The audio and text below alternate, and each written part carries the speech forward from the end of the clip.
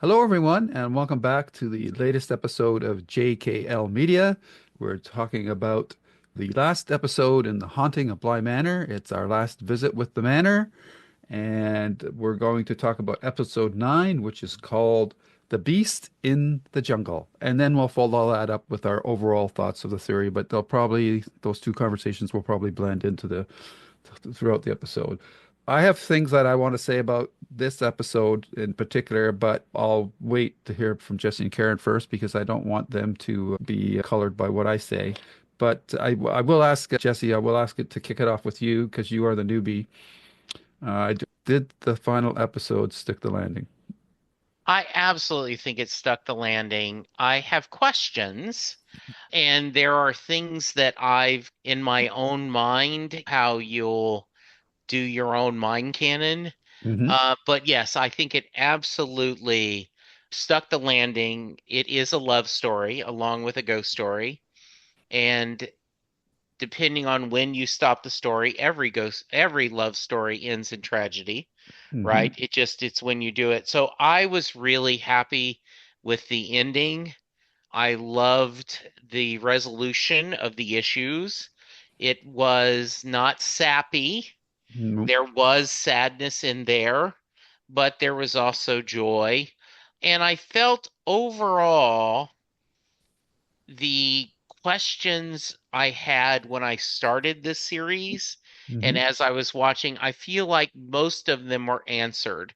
I think if I took a little bit of time, I could come up with a few things like, how about this? But overall, I feel like every question they set up, they've answered and tied the bow. Yeah, uh, so good. It didn't just stick the landing, it landed, it got a series of tens from all the judges. This was an amazing ending, and my Kleenex boxes are all empty in the house right now. This episode in particular, we talked about it just a few minutes ago when we talked about an episode of Babylon 5 that was a bit sentimental, and now this, both in one week, was just a bit wrenching, but worth it. This was this series was great, and I think this episode in particular was just stellar. Yeah, I totally agree with you, Karen. And I agree that I think this would get 10 across the boards from all the judges. And for me personally, I as much as I love the other Flanagan series, and I do think that Hill House and Midnight Mass are overall better series than this one. I do think this one has the best final episode. And that's saying a Well, lot because those other yeah, two have very strong final episodes as well. I agree with you there. But I agree this ending is better. Yeah. It just really ties together all the storylines and uh it brings the focus back to Danny, who's after the first 3 or 4 episodes where she was the focus.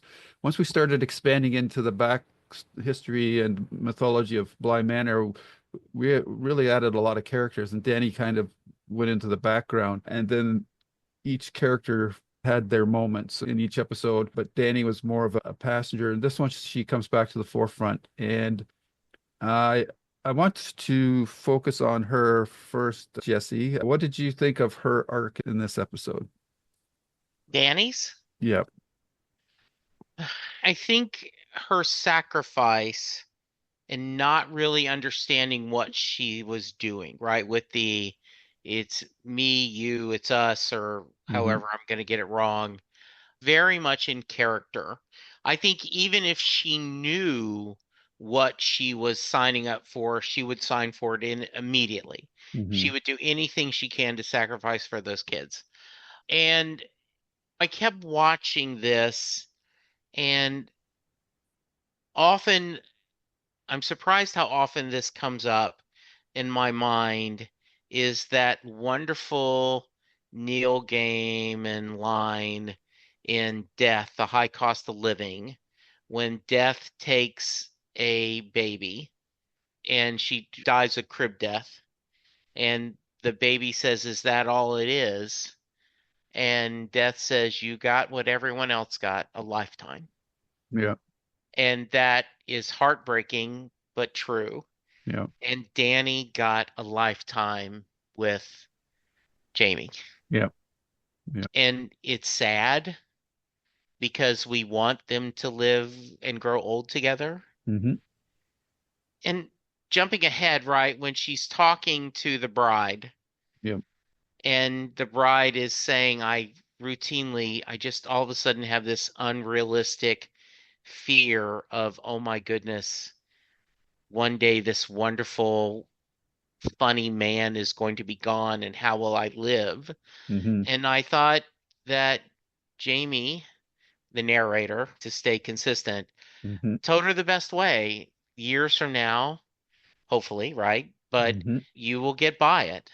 And as you guys know, I lost my mother this year over at Thanksgiving. My sister lost her husband unexpectedly. And so there is that specter of loss. And Hmm. less than a year and a half ago, I lost my brother. And so the specter of loss was in there as I was watching this. And there's so many wonderful scenes, right? She's afraid, Hmm. and but then she has the courage enough to say, I don't know how long we're going to be together. And even though we officially can't get married, I want us to be together. And then she sacrifices herself to save her love. Hmm. It is absolutely a perfect arc that I loved. And I'm like Karen, I was crying. Yeah, I got carried a couple of times too during watching this. And it's funny when you usually sometimes when you rewatch something, you actually have a stronger reaction because you know where you've been and where you're going to, which is maybe an advantage Yeah. to certain times with stories as opposed to being a newbie and not knowing what to expect. Karen, how about you? Danny? Yeah, she is definitely the hero of this entire story, right? Not just right here at the end, but over and over again, she's shown that she's the hero. She's gonna start the charge. She's gonna defend these people. She barely knows them, and yet she's gonna put herself in harm's way for them. I think she would do that for anyone she thought was deserving of saving.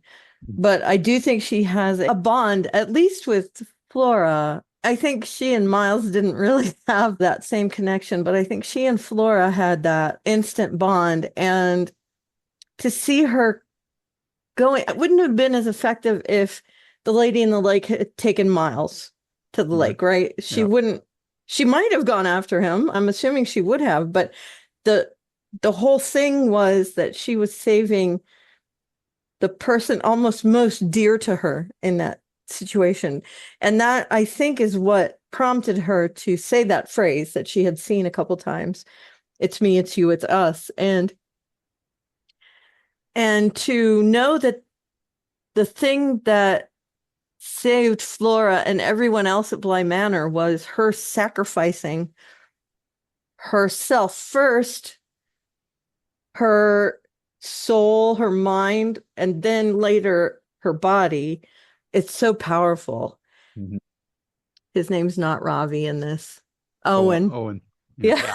Owen's mother had dementia. Hmm. And I feel like that they're almost mirroring that with Danny, that she's losing a part of herself slowly. And then she wasn't safe around the love of her life. And she decides to take her own life and sacrifice so she doesn't hurt Jamie. And uh, it's, again, I'm going to use this word powerful. It's so powerful, all the emotions. And of course, I knew the narrator was Jamie, but when you realize that all those people in the room from the beginning of the series were the people in the story, Hmm. it just becomes that deeper level of all these people know what she's saying and they understand what's happening. And so it's just an incredible journey that Danny has gone on. Yeah. Yeah, I think this episode really again brought back for Victoria Pedretti her acting ability because her torment, you could see it on her face when she was realizing that she carried the viola inside her. She didn't know when she's lying in wait. At some point, she's going to pounce, and just the anguish that she's feeling about that. And I just think that this episode really let her shine all her acting chops. It really works. And I also think that the actor that they had to play Jamie, Jesse, who played young Jamie, Amelia Eve. I don't know. I think I've seen her in some other things, but she's got that very classic kind of 40s Betty Grable look to her. And I thought her affection for Danny also very palpable, and I just love the fact that she called her Poppins all the time. Yeah, except you notice, and I did not notice this till I was doing a deep dive. She calls her Danny in times of struggle, and it's Poppins when it's good times. Hmm. Like when she says, "Are you there, Yeah. Danny?" I thought it was just, yeah, she's incredibly charismatic, Yeah. and I don't know what else she's been in. Hmm. I was looking, it doesn't seem anything that I know of, but I loved her in this role. And just the idea, do you want company? That very sweet.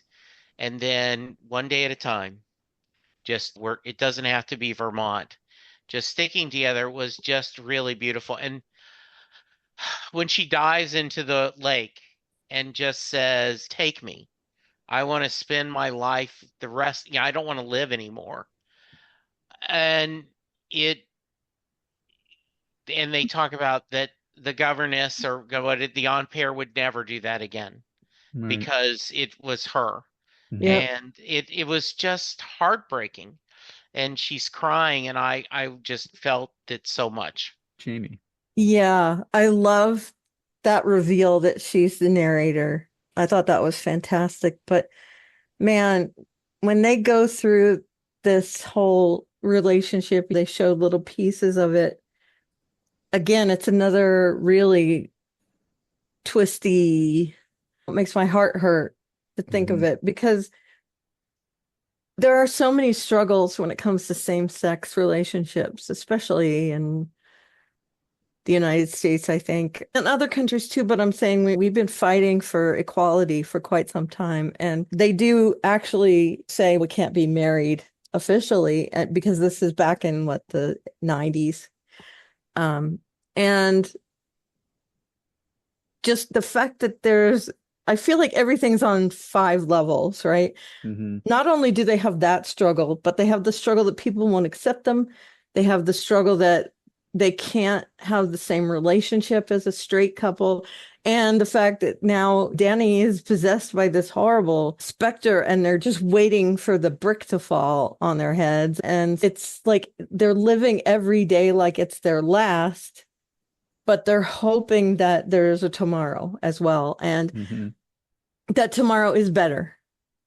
And I think that whole relationship, it really does show the kind of thing that regular people go through in real life. And then it gives it that heightened sense of tension when there's this whole supernatural element thrown in. So there's a weight there that I find really compelling to watch.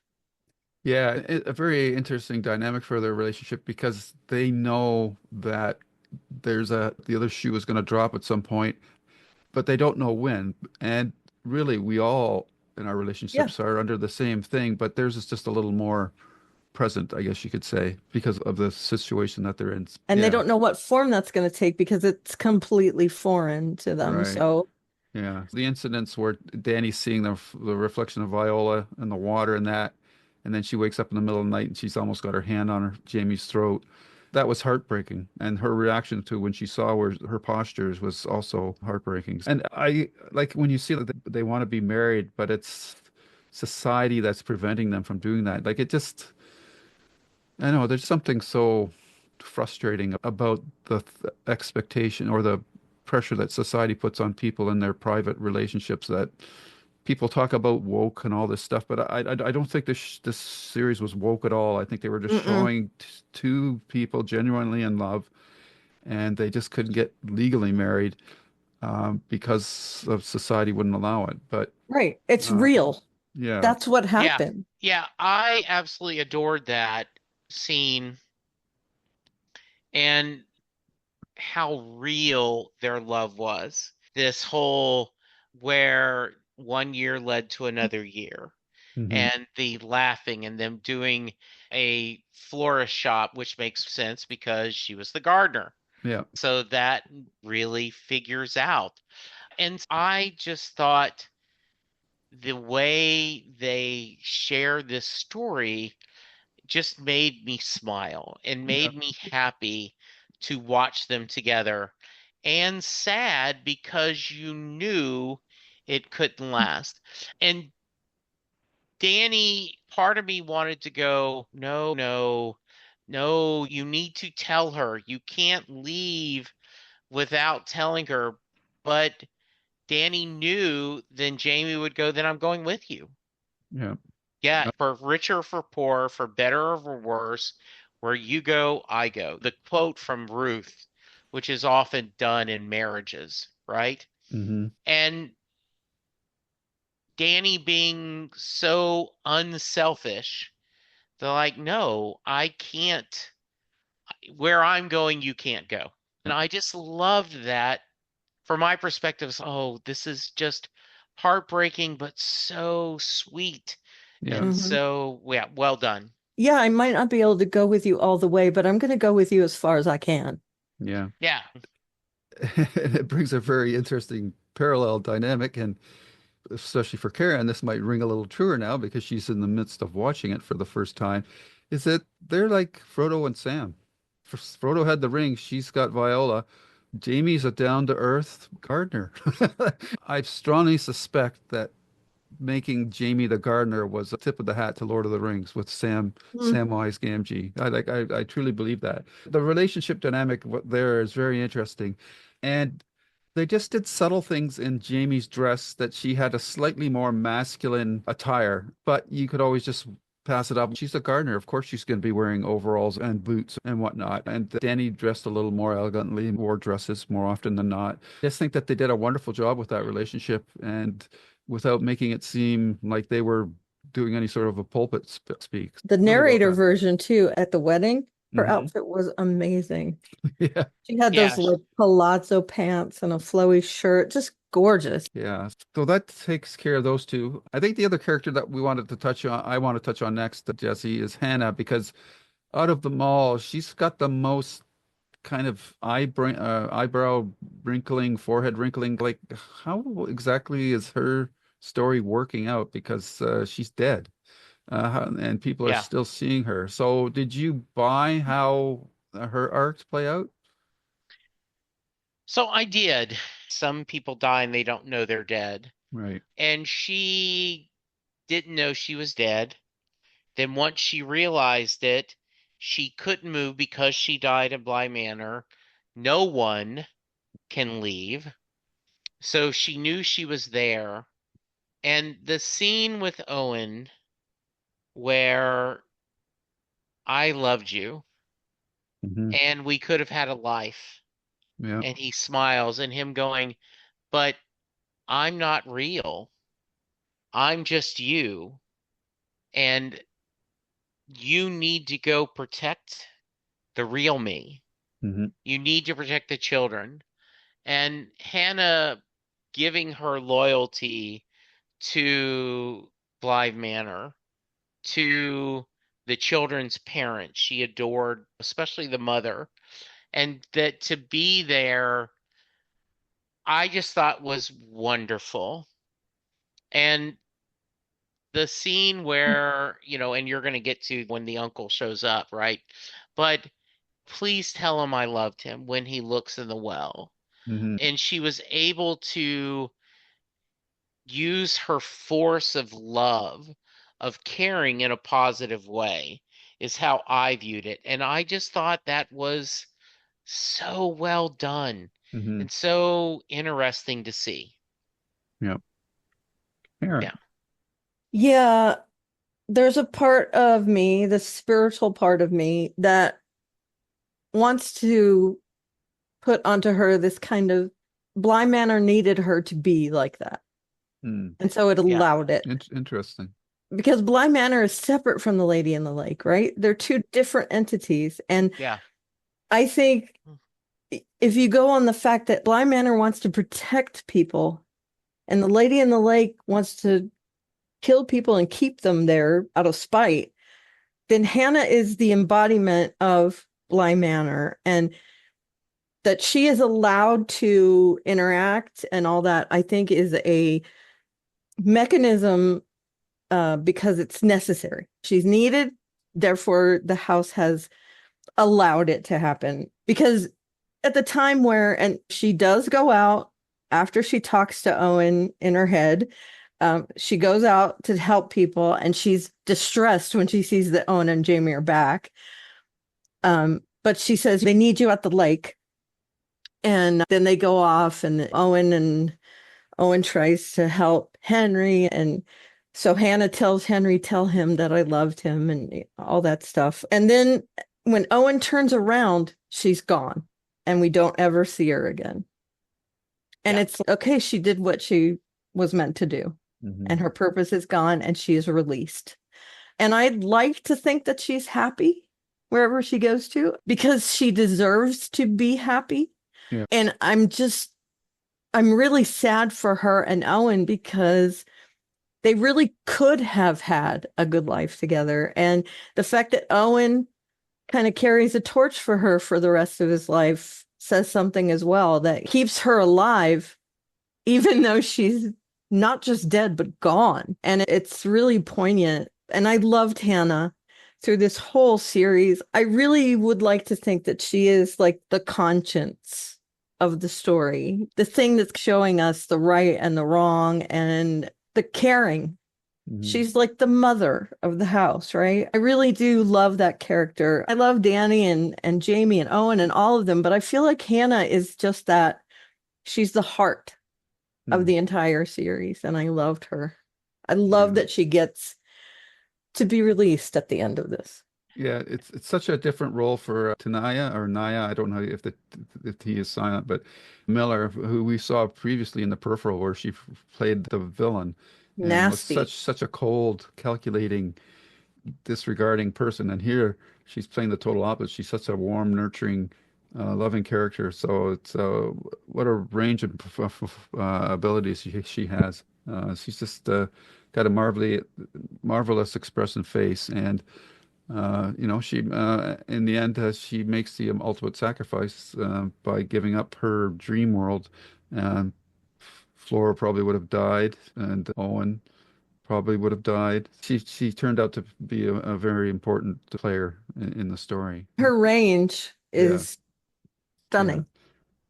And one of the things that I liked is that Jamie sacrifice frees everyone. Jamie or Dan? Yeah, when Flora is being carried, right? And there she is talking about the former governors, right? Saying you won't feel it. I won't let you, like, I can't save you, but I can at least take over when you are Fine. being drowning. Yeah, That Rebecca and even I hated Peter still, but Peter at least right before he goes, I'm sorry. Too late, right? Yeah, but yeah, yeah. I think they may have just included that little thing to show that he was out of Miles for good. yeah. But Yeah. otherwise, I don't Well, know. yeah, yeah. Maybe Yeah. he truly did regret it at the very end. Uh, Who knows? But wasn't set up in a way that, like Jesse's reaction is, who cares? right. Yeah. I'm glad that Yeah. he's gone and that at Yeah, least Miles gets that closure. yeah. Yeah. So I'm not going to pick out all the other characters that are left at this point, but I think what the pivotal scene that happens is when Jamie and Danny go to Owen's restaurant and Mm. they talk about what happened to the with the kids and Henry. Owen tells them that the kids don't remember anything, and that's probably for the best. So that was cool. And I'm not a big fan of stories where characters go through a thing and they don't remember what happened to them. Like I remember the Warren Beatty Here Comes Mr. Jordan remake. What Or was that Heaven called? Can Heaven Mhm. Wait. Can Wait. Heaven Can Wait. I Yeah. I Yeah. disliked it when he couldn't remember what he had gone through, and I Yeah. don't like it in It when the adult characters don't remember what they went through as children. But Hmm. in this particular case, it worked for me because like I didn't see like in those other cases there was a growth there for those characters that changed them so that at the end of the story they were different people then. Whereas with the children, I think it was just resetting them back to where they were. So they, Yeah. because they didn't really learn anything from it, or yeah, so they didn't learn anything from those experiences of being possessed by Henry Hmm. and Rachel. And Karen, I'd like to get your thoughts on that scene. What did you think about it? Were you happy with the way the story went there? Yeah, I know for most people, and I'm just guessing here because this is my experience, but I'd like to think that people try and think about what if it was me in that situation. And I can't remember my life when I was 9 years old. And there were things that happened to me that weren't great when I was 9 years old. Yeah. Hmm. Um, so I could see forgetting that. They're pretty big things, but they were Hmm. very young.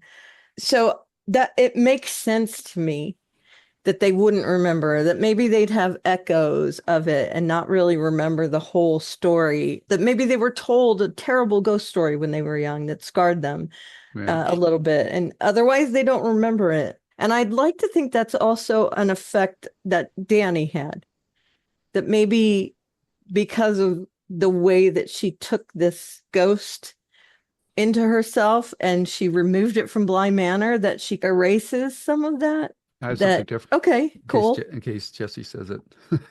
Okay. There's lots of ways that can be interpreted, but I buy into it. What is happening to Danny as she's Hmm. sitting there. So Yeah. having her kind of stare off into space, right? Yeah. It's seeing in the water pitcher. And that she is the first thing she thinks of is, but are the kids happy? And that's what she wants to know. I'm glad that I did this Hmm. if they're happy. And again, it's just a layer on top of a layer on top of a layer, which I love. And then seeing Hannah's picture there was great and Hmm. Yes. sad and Yeah. Poignant. all of that. I have been told this happened, that I had the mumps and that the mumps can go down and head toward the Hmm. man's part of a Yep. body.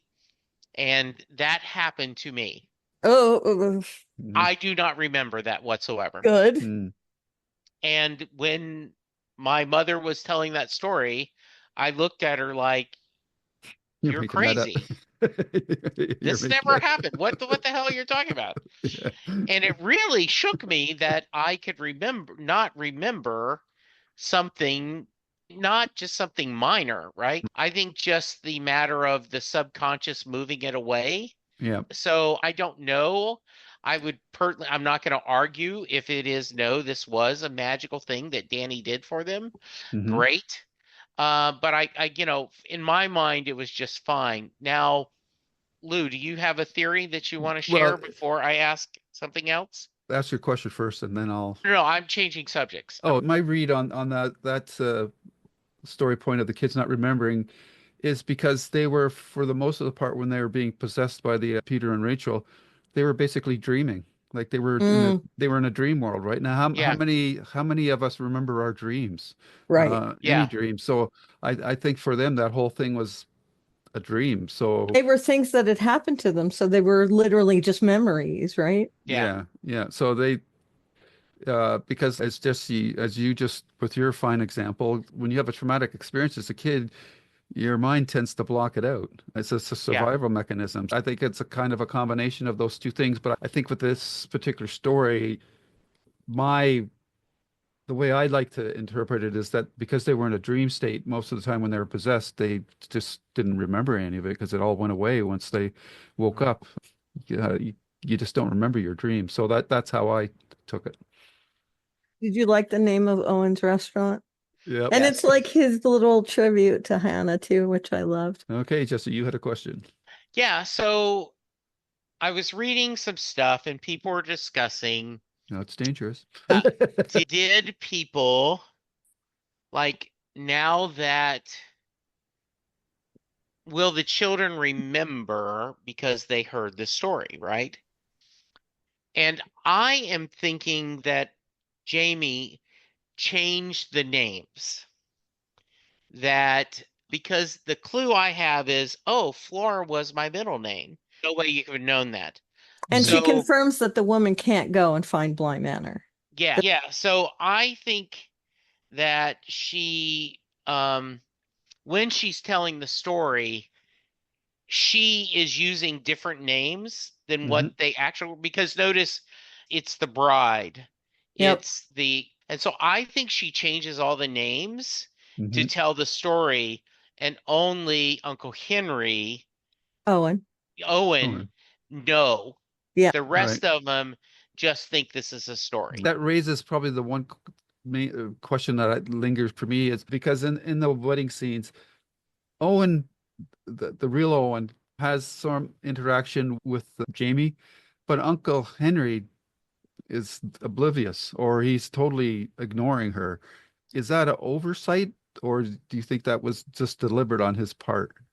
Uh, He didn't yeah, ever live at Bly Manor. As soon as he came to get them, they were off to but California, whatever. yeah, but he didn't act like it. The actor didn't play it like he recognized it. I don't think there was a lot of interaction between them Hmm. in the past or the present. I think that was Because, a Fair convenience. point. Yeah. I think they right? knew each other No, because, and what I mean is Jamie and Danny never did go visit the children. correct. And so therefore, now my question is, who invited Yeah. Mm, Jamie probably to the Owen. wedding? Is that Owen's I would plus assume one? that she and Owen stay in contact, and knowing that one of the girls that she had a Owen may floor have was said it getting to them, married. pass it Yeah. on. You really should invite this person too, because And it Owen, Owen didn't bring yeah, anyone. but right, the real Flora didn't recognize the gardener either. No, she right. doesn't remember anything. No, she doesn't remember him. She just Yeah. remembers that Bly Manor was somewhere they summered. Yeah. Henry did go to Owen's restaurant, so they know Owen from Yeah. growing up. Owen was the cook when we were at the Right, summer. So Yeah. they right. would have that. So I think, yeah, that she probably was his, because at the end, after the story, when she says adult Flora, it's a love story, it's not a ghost story. Mm. And talk about that. It is you that my is my only nitpick is why was she at this rehearsal dinner and what she was doing that. And she came late. And Hmm. so what was that connection? I'm Yeah. just Yeah. curious. Yeah. Yeah. Again, I a mean, it's a minor convenience for the, nitpick, Yeah. yeah. you know. Yeah, for sure. Yeah. I want to throw out a theory though about the kids not remembering is that when the real Flora talks to Jamie about the fear of her marriage that she might have to go on without her spouse, I think that was fueled from the in her subconscious. That's the remnants of the dreams of possession that she had from when Rachel took over her. I'm just curious of what do you think of that? Karen's in agreement. Jesse, what do you think?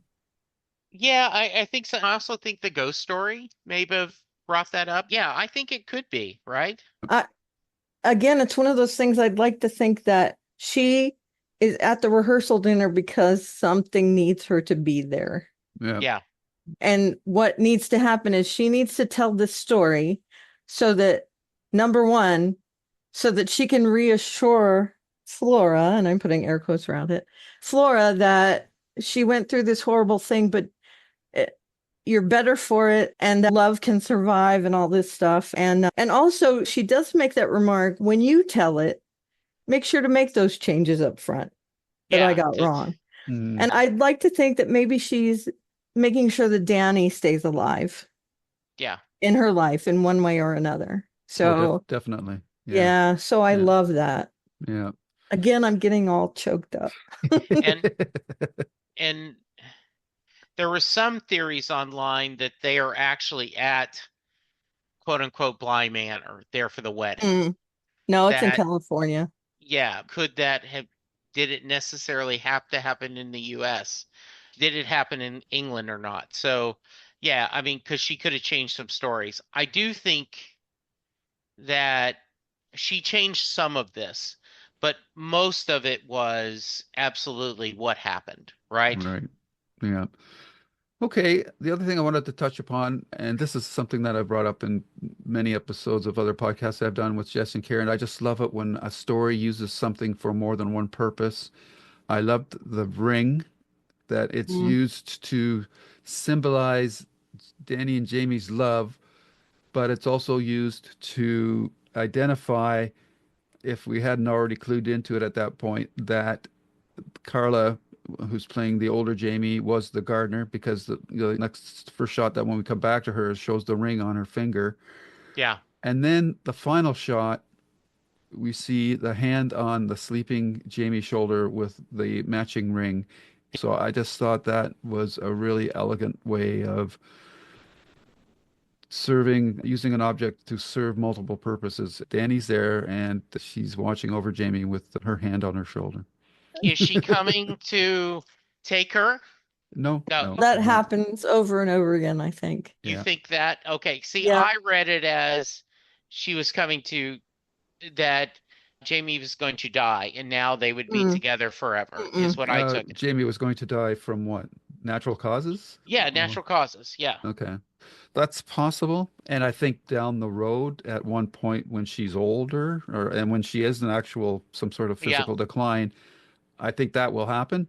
But I think in between that time from when Danny sacrificed herself till when Jamie actually passes away, I just think Danny's looking over her every night. And it's like a guardian angel. And Jamie Yeah. doesn't know it. And Jamie doesn't know it. Or she might feel echoes of it, but I think they've set that up If she does, it's only with in the her dreams. with the fact that Danny was haunted by these memories and she flew to England to get away from it, but it followed her. Yeah, yeah, it's a Okay. benevolent. It's a loving haunting. I looked at it like that Danny was haunted in that way. Now she can do Hmm. the same to Jamie, but make it a good thing. Yeah. Alrighty. Is there anything else from this episode that you guys wanted to mention? I'm gonna have to rethink because I pictured Jamie dying. Okay, That was the end of me. that's Mm. interesting. That's why I like your idea that she's there more often and she Hmm. just doesn't know it. Well, Yeah. what you're saying is going to happen at some point. I just Right. don't Right. think it was at that particular point, and I think they're just trying to reemphasize the point that Danny, as the lady in the lake, is not going to drag people into the lake and keep them prisoners. She's going to Yeah. let them live their lives and pass naturally. Yeah, Mhm. that's how I took it. Yeah, Yeah. the last line of the synopsis is Jamie waits by the door hoping to reunite with Danny's ghost who watches over her as she falls asleep with a hand on her shoulder. Okay. So I don't Uh, think they were trying to convey that she's dying okay. immediately, but I do like to think that she's her guardian angel type. Yeah, I like that. yeah. And certain people are more receptive to psychic experiences or whatever. Like Danny, if their positions had been reversed, I think Danny might actually see Jamie, but Jamie's a very down to earth, pragmatic person who just happens to be in love with this person that has these incredible Yeah. experiences. So I think that Jamie is just too, her feet are just too solidly planted on the ground. She wants to believe, but I don't think as her character, she could ever get around something like that. She needs the physical Hmm. roots of the Yeah. thing, to come to grips with it. But I would like to think that when she's sleeping, that she can subconsciously feel that Danny's there with her. But when she wakes up, of course, that's gone because it's so tenuous. Right. But that's just the romantic in me. I agree. Yeah. All right. Okay, so let's talk about overall thoughts on this show. From where it started to where it ended up, how do you feel about it as a whole entity, Jesse? So I think this was really well done. I Hmm. think that's what I would draw into this. So is I had so many questions going into this. And as I said, I probably, if I spent a lot of time discussing this, I might be able to pick one or two nitpicks, like Hmm. they didn't answer this and why they did this. But overall, it was just really well done. So I was very happy with it. And I just loved this whole everything about it. It was just it this is as well written a series as I've ever watched. And that's why I'm saying, okay, I'm open to have another one to watch something else. Yeah. Cool. Yeah. Yeah, it's as I like this. This is a dark Hallmark movie. Yeah, it is. Yeah. Yeah. Four Yeah. different Hallmark. And did it change from your first viewing in any way for you? It deepened a little bit. Number one, I was in a different place in my life the first time I watched this. Jesse shared some personal things, and I definitely haven't had that much happen to me. But about 3 weeks ago, I came very close to losing my husband. And so that impacted how I viewed this as well. Yeah. For sure. So there's definitely other things now that I can grasp from it that I couldn't the last time I watched it, what, like 5 years ago, six, whenever it came out. Hmm. And I do remember watching it all, by the way, just to reiterate that. Not to sound trite, but it really is. It makes you look at things in a different way. There Hmm. are things, little or small, that have changed the way I view things. And even romance novels every once in a while, even though they're not exactly diving into the deep end of the pool sometimes, there's things that you can take from them that will change your perspective on things. And I think this is one of those things that if you look at it, if you talk about it, if you watch it with intent, it can really change the way you view the world. Yeah. Very good. I think for me, the second viewing, I was more emotional watching it all the way through this time because I knew where it was going and what was going to happen. And I've often found that when I've watched something more than once, it's usually more emotionally impacting because you're working through the whole range of emotions because you know what's coming. And so you're already building up that reaction. I, I do think, fortunately, the show does take, it's not as accessible in the first two episodes as his other series. So I No. do think that will make it a difficult watch for first time viewers if they're not totally invested in. If you didn't know Mike Flanagan and you were just came across this, and I'm going to try this out, you might not get into it. I think it would, if you've watched like The Haunting of Hill House and Midnight Mass and Full of the House of Usher came later, but I do think, unfortunately, it's not as accessible to the average viewer. There were just a little too many moving parts, perhaps, in the first two episodes. But once you get into it, by the time that the reveal in the third or fourth episode that the kids are being possessed, I think just that's when it really locks into place. And then after that, I just think it's a fantastic series. But I always think that this is going to be like the overlooked stepchild of the Mike Flanagan cadre of TV shows that he's done so far. But I really do believe that the final episode is just really nails the landing better than or more emotionally than his other series do, because it's just like multiple love stories coming Yeah. to their conclusion one way or the other, right? Yeah. And old ones closing and new ones starting, which is what life is all about. So yeah, just a wonderful series. Great acting across the board, and it's really cool if you start to get into the Flanagan series that you're seeing the Mike Flanagan cadre of actors that he uses and reuses in every project because it gives you a sense of their range much more than if he would bring in different actors all the time. And he's revived some actors like Henry Yeah. Thomas. Yep. God, what did he do from E.T.? It took this long. And even in the House of Usher, he got Mark Hamill. Yep. Hmm. Like I mean, he just has these really interesting casting choices, and uh, I'm just a big fan of what he's doing. And Henry did have his own redemption, right? He's there for the kids and he Yeah. says, "Yes, I will tell lots of stories of your Yes. father." Touching Yep. scene. Yeah, Yeah. Yep. and your mother, Oh, Yeah. yeah, I forgot about that. and you know Yeah. that as in I think he'll never tell her that he's her father, right? Hmm. No, I don't But think so. it, and I think that's a really beautiful story. And it's so wonderful when she's talking about he cleaned Hannah, Hmm. and Yeah. I like to think he loves her still. Yeah. Yeah. Wonderful little moments. You Yeah. gotta Yeah, stop. yeah, yeah. Got a Kleenex here. I just, and you're right. this was a tough. I said if I wasn't having to watch this, I don't see any interest in it. Yeah. I would have been really wrong. I now think that I would give Flanagan almost any chance. I haven't watched Doctor Sleep, the sequel to The Shining. About doing Yeah, that as a doubleheader for us Yeah. yeah, in I Doctor don't Sleep. because I don't like horror films. Yeah.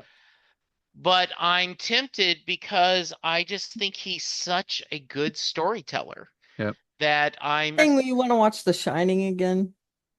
no, I don't want to watch No, this talking again. to Lou. Yeah. No, I'm yeah. talking to Lou. Yeah. We should do the Doctor Sleep Shining doubleheader. I've already done that with you once. It's fine. Uh, Sorry. I that's shouldn't okay. say the F word, but it's Kubrick. Yeah. We could watch the miniseries, but That is way better. It is way better. Mm, It's more faithful to the book. mhm. That's all right. all righty. So there you have it, folks. There's our stroll through the manor. We've come to the end. The Lake. lake, Maybe now it's a the pond. lady of the lake. Maybe Yes. now it's a pond. Yeah. Oh, just because some watery bint thrust a sword at you. The story pond is in your imagination. All right. It sounds pretty unanimous that we're doing The Haunting of Hill House next. When I we'll think so. start that, I don't know. Maybe we'll wait until the new year. Yeah. Yeah, I Since, think that would be good. things are hectic. We'll probably just plow ahead with our B5 podcast for now. Couple weeks away. Yeah. Yeah. And We're in mid-December right now. yeah, look forward to that sometime in the new year in January. And in the meantime, if you're looking for more material from us to Karen, where would they go for you? You can email us at jklb5podcast@gmail.com. Whatever we've discussed or some suggestions you have, feel free to pass those along to us. And I am at Oliveria on whatever social media site you can find. My blog is alliestuff.com. All right. Jesse. Yes, Jesse Jackson, DFW on Twitter, aka X. Jesse Jackson on Facebook. I am continuing to be the cranky liberal, putting out. In fact, some of my conservative friends are, you're just so unhappy, aren't you? I'm like, oh, I'm not Yep. unhappy. I'm just throwing out there that we promised gas was going to be under $2 a gallon and groceries are going to be cheaper, and I'm going to Say hold I them to told it. She's you. got this I Yeah. told you card in my back pocket. Yep. It's Yeah, just and burning I'm a going to hole. use it in a And minute. I'm gonna Um, use it. Yep. Yeah, I am continuing doing Set Listing Bruce, where I talk to people from around the world about their love of music.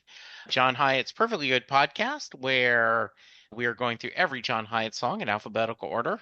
Coming up on December 23rd, I am having a really special episode. There's a song called Hasn't Happened Yet that Roseanne Cash covered, which was written by John Hyatt and Sarah Hickman, who was once the official musician of Texas and one of my dearest friends, is joining Sylvan and I to talk about that song because Hmm. she used to perform it live and she thought it Oh, was a Roseanne Cash cover. I'm excited about that. We've only got 4 or 5 episodes left on Babylon 5. And hard to believe. so we are looking for a new series to discuss. And as always, we would love for you to give us some feedback on what you think would be a good series for us to pursue next. All Yep. righty. And that leaves me. And you can find my stuff on YouTube at Lou's Reviews, where you'll find our sister show, the B5 podcast, and of course our JKL Media podcast, where we've just wrapped up our review of Bly Manor. We've also done other one-offs, comic books, music, movies, books. Maybe we should do a book somewhere down the line too. Yeah. But yeah, you'll find it all there, as well as my Stephen King and the Writers Interview podcast. And on Twitter, can be found as Lou, L-O-U-W, Sytsma, S-Y-T-S-M-A on Twitter, X, and Blue Sky. And with that, I bid you adieu, and may all your ghosts be happy ones. Take care, everyone. Bye-bye. Bye. Bye. And scene.